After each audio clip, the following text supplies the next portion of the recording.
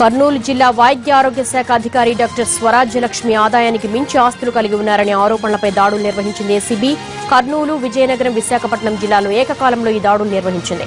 ఆమె సంపాదించిన అక్రమ ఆస్తులు 50 కోట్లకు పైనే ఉంటాయని ప్రాథమిక అంచనాకు అధికారులు ఇచ్చారు. విశాఖలో ఈ దాడులు కొనసాగుతున్నాయి. ఇప్పటివరకు విశాఖలో 6 కోట్ల ఆస్తులు గుర్తించారు.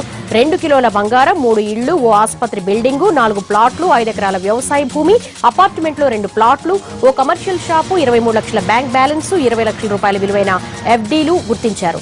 విశాఖలోని మర్రిపాలెంలోని ఇంటిని సీజ్ చేశారు. లాకర్లు తనిఖీలు చేస్తున్నారు.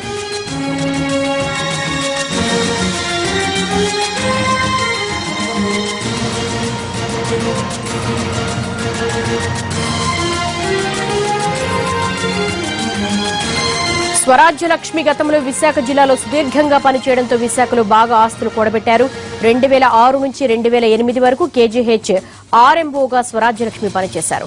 అనంతరం 2008లో విశాఖ జిల్లా అదనపు డిఎంహెచ్ఓగా చేరిన ఆమె 2010 అక్టోబర్ వరకు విధులు నిర్వహించారు. 2010 మార్చి నుంచి అక్టోబర్ వరకు ఇన్ఛార్జ్ డిఎంహెచ్ఓగా ఇక్కడే పనిచేశారు.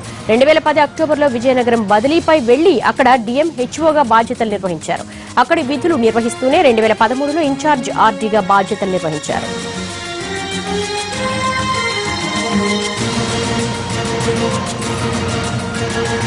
లక్ష్మి తీరు ఆది నుంచి విమర్శలకు తావిచ్చింది. ఇక్కడి విధి నిర్వహణలో బాగా ఆర్జించారనే ఆరోపణలు వినిపించాయి.